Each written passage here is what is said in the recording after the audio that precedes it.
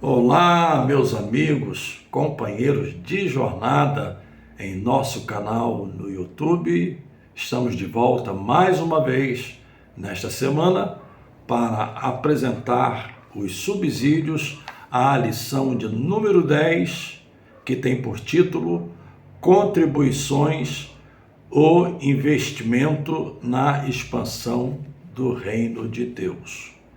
São lições da revista Betel Dominical, estudada nas escolas bíblicas dominicais, nas Assembleias de Deus, vinculadas ao Ministério de Madureira em todo o Brasil e em grande parte do mundo. Aproveito o ensejo para fazer aqueles lembretes especiais. O primeiro deles é para os não inscritos. Inscrevam-se no canal e ativem o sininho para receber as notificações. Segundo, é para todos em geral. Curtam o vídeo. Cada curtida somada às outras curtidas ajuda a aumentar o tráfego do vídeo nesta plataforma e assim alcançar outros segmentos cristãos, inclusive segmentos do próprio Ministério de Madureira. E o terceiro pedido é para que você compartilhe o vídeo em seus grupos de WhatsApp.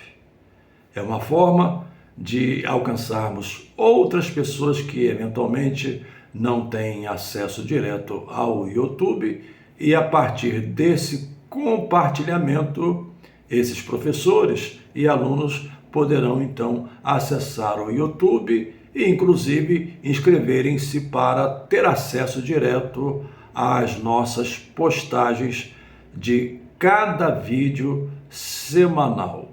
Feitas essas considerações preliminares, esses lembretes, pelos quais eu agradeço por sua preciosa generosidade, vamos entrar já na exposição dos subsídios, e eu repito aqui o título da lição: Contribuições, o investimento na expansão do Reino de Deus, ou, eventualmente, já que você tem uma lição em suas mãos, uma revista, poderíamos também retirar esse artigo definido no título e leríamos o título da seguinte forma: Contribuições investindo na expansão do Reino de Deus. O texto referência está em Filipenses capítulo 4. Portanto, em certo sentido, é uma continuação da lição de número 9, onde também, na semana passada, fiz uma breve exposição e passei por esses versos que estão anotados na revista Filipenses capítulo 4, versos 14 ao 18. Esse é o texto de referência. E ainda usando o exemplo da igreja de Filipos para falar sobre as contribuições como fator preponderante na expansão do reino de Deus. E eu gostaria de partilhar neste vídeo alguns pontos que eu considero interessantes para esta lição. Primeiro, é destacar que a missão primordial da igreja, a tarefa que eu poderia chamá-la de locomotiva, é a tarefa de proclamar o Evangelho. Ou, usando o termo próprio, hoje empregado pelas igrejas de modo geral, é a tarefa missionária. Quando lemos Atos capítulo 1 e o verso 8, esse é o texto áureo de missões, esse é o texto áureo da evangelização, esse é o texto áureo que trata também da capacitação para a obra missionária. Portanto, Atos 1 e 8 diz: mas recebereis a virtude do Espírito Santo e ser-me-eis testemunhas tanto em Jerusalém como em toda a Judéia, em Samaria e até os confins da terra. Nesse sucinto verso, nós temos a descrição da vocação da igreja, temos a descrição da capacitação da igreja e temos também a descrição do alcance da igreja.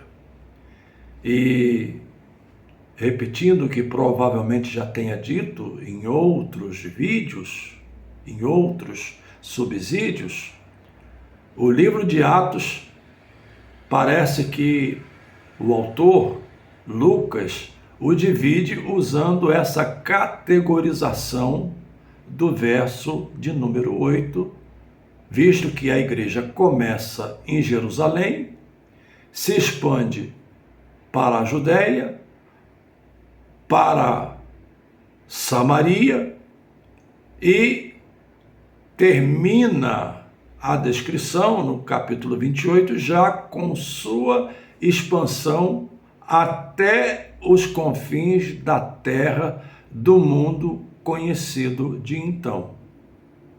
Provavelmente, portanto, o autor de Lucas, nesse verso, ele estabelece uma forma de esboço do próprio livro de Atos dos Apóstolos, e aí temos a definição clara, assertiva, direta, para enfatizar que a igreja pode ter até outras atividades, ela pode ter outros vagões, digamos, no seu trem que está em movimento, mas a locomotiva que puxa esse trem é a evangelização, é a proclamação, é a obra missionária. Esse é o primeiro ponto que eu gostaria de compartilhar neste subsídio. O segundo ponto que eu gostaria de compartilhar, já trazendo foco para a igreja de Filipos, percebemos, pela leitura da própria epístola aos Filipenses, percebemos que se tratava de uma igreja com visão missionária. Isso aparece de maneira específica no verso de número 15 do capítulo 4, quando Paulo assim se refere àquela igreja, àqueles irmãos. Paulo diz: e bem sabeis também vós, ó Filipenses, que no princípio do Evangelho, deixe-me destacar aqui essa expressão, princípio do Evangelho, ele está se referindo ao começo em que o Evangelho começa a expandir-se para o mundo gentílico. Aqui, princípio do Evangelho não se refere a Jerusalém. Aqui já estamos nesta fase em que a igreja avança além das fronteiras de Jerusalém, além das fronteiras da Judéia, além das fronteiras de Samaria e já alcança as fronteiras dos confins da terra e, claro, isso ocorre do ponto de vista técnico, embora no dia de Pentecostes houvesse nações diferentes, pelo menos 16 delas, representadas no dia em que o Espírito Santo desceu sobre a igreja reunida no cenáculo, e certamente muitos daqueles irmãos retornaram às suas regiões de origem, levando a semente do Evangelho, mas tecnicamente o Senhor levantou Paulo para essa missão, e essa missão começa de maneira explícita por ocasião de sua primeira viagem missionária ao lado de Barnabé. E aqui no verso 15, Paulo diz: e bem sabeis também vós, ó Filipenses, que no princípio do Evangelho, quando parti da Macedônia, então aqui nós estamos já tratando daquele ponto em que o Evangelho transpõe as fronteiras da Ásia e penetra nas fronteiras da Europa, porque Macedônia estava e está no continente europeu. Quando parti da Macedônia, nenhuma igreja comunicou comigo com respeito a dar e a receber. Ou seja, Paulo é claro, nenhuma outra igreja, senão a igreja de Filipos. Portanto, antes mesmo de Paulo se reportar à igreja de Filipos para agradecer, para reconhecer a sua generosidade, como estudamos na lição passada, essa igreja já estava comprometida. Naquele período em que Paulo deixa a Macedônia, ela se mostra comprometida com a obra missionária, com a expansão do reino de Deus, com a proclamação do Evangelho, com a proclamação das boas novas. Então, esse é um ponto também interessante a ser frisado. Uma igreja comprometida, desde lá de trás, embora no capítulo 4, Paulo mencione que ela por algum tempo, por outras razões, não pôde contribuir. Paulo é grato àquela igreja, porque, de novo, ela retoma o seu compromisso e isso fica subentendido no verso 18, que a oferta enviada através do portador, chamado Epafrodito, essa oferta foi uma oferta generosa, farta, abundante. É bom que se repita aqui o verso 18. Mas bastante tenho recebido, e tenho abundância. Cheio estou, depois que recebi de Epafrodito o que da vossa parte me foi enviado. Então, foi uma oferta generosa, uma oferta missionária, por assim dizer, por ser essa igreja uma igreja comprometida com a obra missionária. Neste ponto, é interessante frisarmos o âmbito da tarefa missionária. Jesus disse em suas palavras: o campo é o mundo. No texto citado, Atos capítulo 1 e verso 8, temos também ali a descrição do âmbito da obra missionária.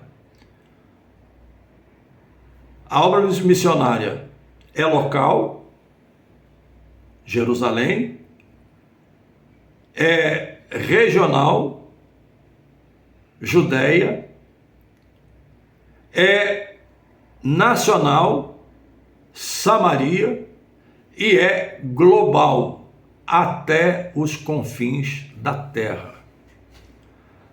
É importante frisar neste ponto que nessa proposição lucana do capítulo 1 e verso 8, não temos uma escala de graduação ou de hierarquização ou de, digamos, continuidade progressiva. Primeiro em Jerusalém, depois Judeia, depois Samaria e então os confins da terra, dando a entender, por assim dizer, que cada etapa, uma etapa de cada vez. seguindo numa sequência. Se fosse assim, o Evangelho demoraria a chegar aqui pela região da América Latina. E o Evangelho demoraria a chegar no mundo todo, tanto naquela época quanto em épocas posteriores. Então, a visão missionária sempre caracterizou a vida da igreja com importância igual, e é isso que está presumido no verso de número 8, capítulo 1, quando se diz: mas recebereis a virtude do Espírito Santo e ser-me-eis testemunhas, tanto em, guarde essa expressão, tanto em Jerusalém, como, vamos tirar Jerusalém e ligar essas duas expressões, tanto em como. Qual é a conotação que encontramos quando ligamos essas duas expressões? A ideia de simultaneidade, é ao mesmo tempo. Não é num sistema gradativo, não é num sistema progressivo, mas é ao mesmo tempo. Deixe-me citar o exemplo da própria Assembleia de Deus no Brasil, quando ela se estabeleceu em Belém, Pará, através dos nossos pioneiros, Gunnar Wingren e Daniel Berg. Descobrimos que logo no início, no ano de 1913, se não me foge a memória, a igreja enviou o seu primeiro missionário para Portugal. A igreja fora fundada em 1911 e já em 1913 a igreja enviara o seu missionário, salvo engano, o seu nome chamava-se José de Matos, enviou o seu primeiro missionário para Portugal. Então a igreja nasceu pequena, ela ainda não tinha alcançado o Brasil todo em 1913, por óbvio, mas ela já nasceu com visão missionária a ponto de enviar. Era um português, foi alcançado pelo Evangelho em Belém, e esse pastor foi então foi comissionado para levar a mensagem pentecostal ao país irmão, Portugal. Em outras palavras, eu uso o exemplo para dizer que a igreja no início não esperou que ela fosse expandida no país, alcançasse todas as regiões do país para fazer missões além mar. Mas logo nos seus 2 primeiros anos, ela teve o seu primeiro missionário, porque essa é a conotação do capítulo 1 e do verso 8 de Atos dos Apóstolos. Tanto em como, ou seja, a ideia de simultaneidade, ao mesmo tempo. Esse é o terceiro ponto que eu emprego para os subsídios de hoje. E o quarto ponto que eu gostaria de empregar nesta exposição em síntese, o quarto ponto é: com que se faz a obra missionária? É interessante que o apóstolo Paulo escreveu aos Romanos dizendo: como ouvirão se não há quem pregue? Como pregarão se não forem enviados? Em outras palavras, há elementos necessários para que a obra se concretize, a obra missionária e toda a atividade ligada ao reino de Deus. Há elementos, são instrumentos dos quais precisamos. Alguém dirá: mas Deus pode, se quiser. Claro, Deus pode todas as coisas, mas aprouve a Deus lançar mão dos salvos. E por isso Paulo diz que nós somos cooperadores de Deus Essa palavra cooperador significa operar junto, ou seja, de forma benevolente, de forma amorosa, de forma generosa, de forma especial. Deus nos usa como instrumentos. Então, temos de pensar nesses elementos através dos quais a obra missionária é feita. Primeiro, a obra missionária é feita através daqueles que enviam. Como pregarão se não forem enviados? Estamos na base, e da base, ilustrando, lançamos os foguetes, lançamos as flechas. Se não houver base, as flechas não serão lançadas, os foguetes não serão lançados. E quando falamos de bases, estamos falando das nossas igrejas em geral. Tanto uma igreja local, quanto uma igreja que disponha de um grande ministério, como é o nosso caso, Ministério de Madureira, que tem as suas igrejas locais, os seus campos, mas tem as suas convenções, e cada uma dessas igrejas locais tem a sua secretaria de missões, com essa finalidade, a finalidade de ser a base de onde se enviam os missionários para o campo, tanto local, quanto regional, quanto nacional, quanto global, o mundo todo. Porque a ideia é de simultaneidade, é ao mesmo tempo.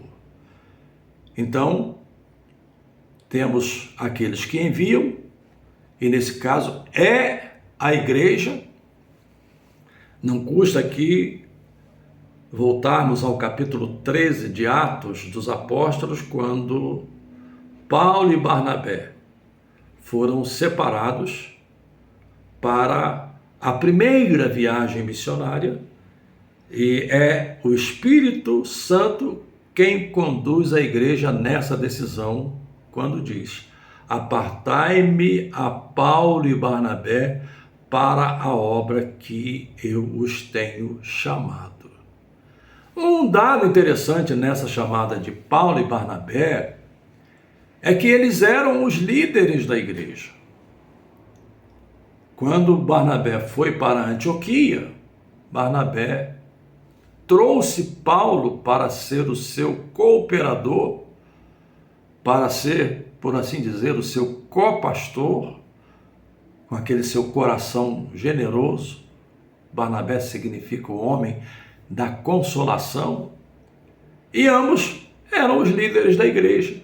E foram esses líderes aos quais Deus, através do Espírito Santo, chamou e os apartou e os separou para a obra missionária, Paulo e Barnabé. Então, quem envia é a igreja. Esse é um ponto sine qua non. É óbvio que hoje nós temos aí algumas agências para-eclesiásticas, e elas são úteis porque, eventualmente, as igrejas não podem enviar diretamente, em razão de uma série de burocracias envolvidas no envio de uma pessoa.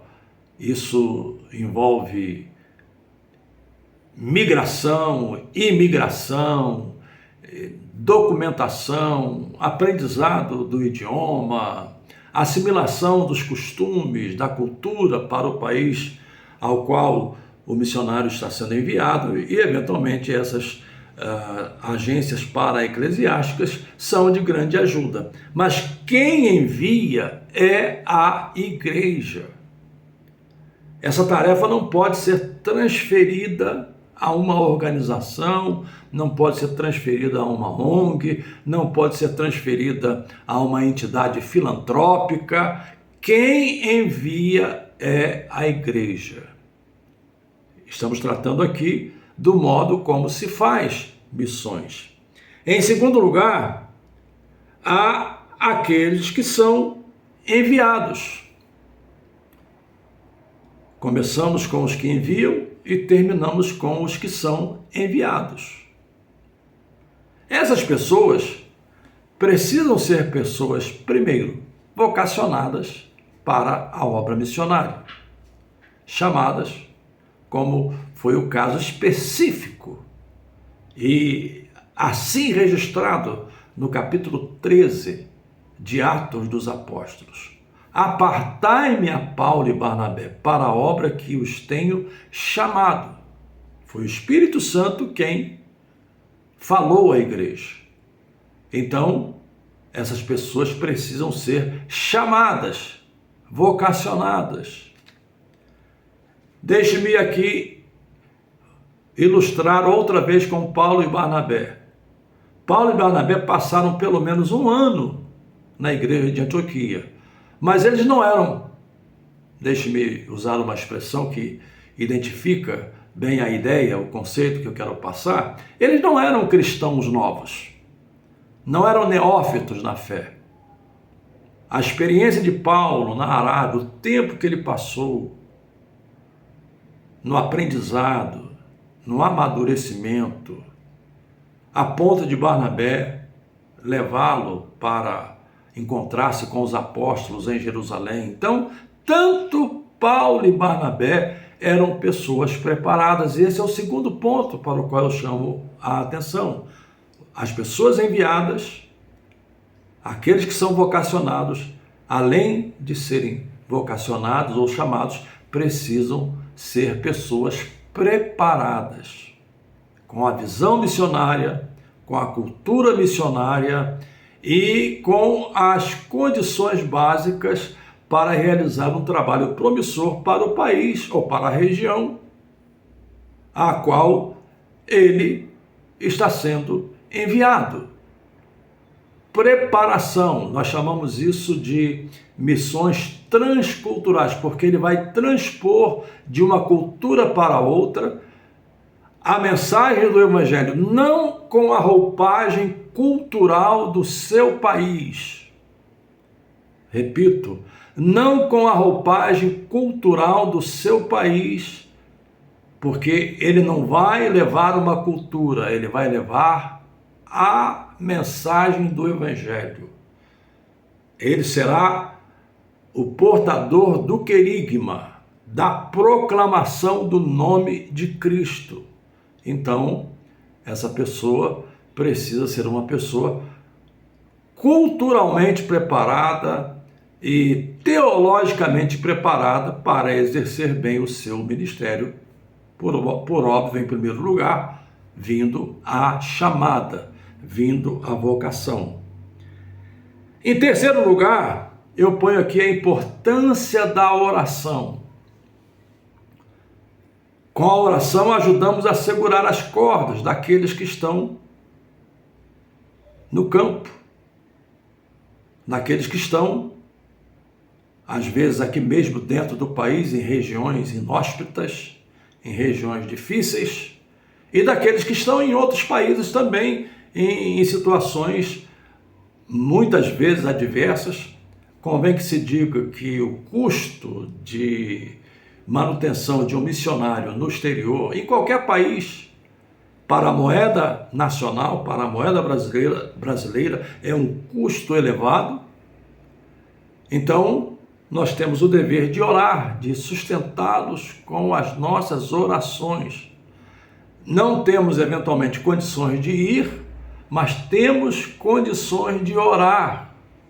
Temos condições de buscar a Deus, para que Deus haja, para que Deus intervenha, para que Deus os proteja, para que Deus os anime, para que Deus os encoraje, para que Deus os leve a compreender a sua missão e que eles não desistam e que eles não voltem atrás ao primeiro embate que certamente vão enfrentar no trabalho missionário. Então, eu falei aqui dos que enviam, falei dos que são enviados, falei dos que oram e deixei por último, de propósito, aqueles que contribuem, porque esse é o ponto focal em relação à lição de número 10, visto que usa o exemplo da igreja de Filipos como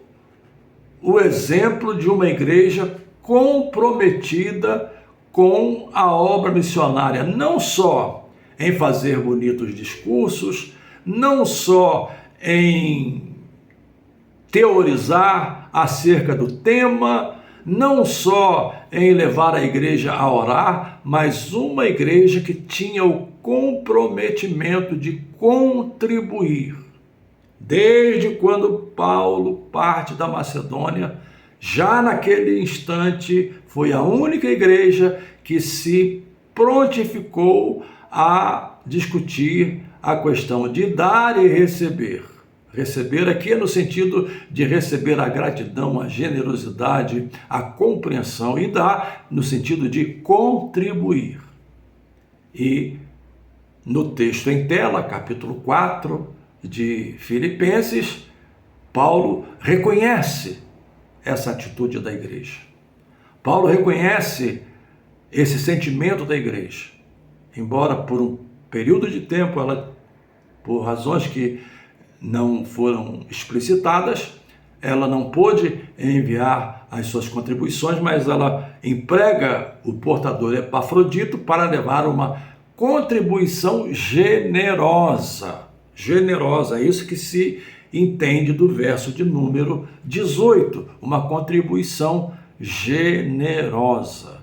Então, missões se faz com os que enviam, missões se faz com os que são enviados, missões se faz com os que oram e missões se faz com os que ofertam, com os que contribuem, com os que tiram do que recebem de Deus todos os meses, e uma parte é empregada através da igreja para a manutenção dos missionários que a igreja mantém no campo.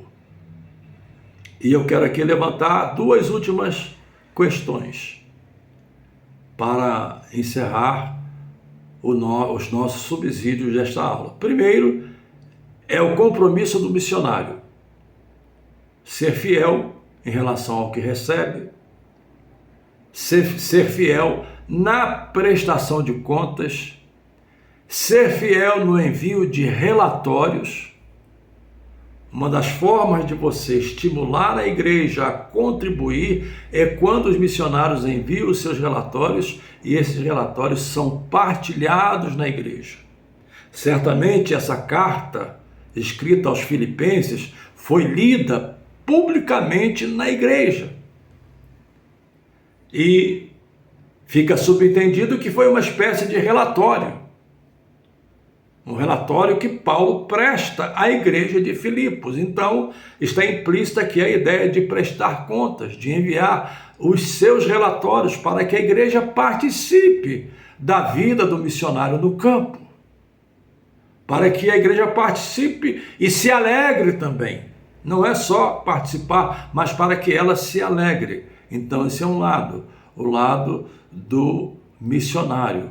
Ou seja, enviar os seus relatórios e demonstrar o seu compromisso e demonstrar a sua fidelidade em administrar bem o que recebe da igreja. O segundo ponto, para concluir, já que estamos tratando de contribuições para a obra missionária, é que eventualmente você poderá dizer: pastor, a minha igreja é pequena, eu não tenho como manter um missionário no campo.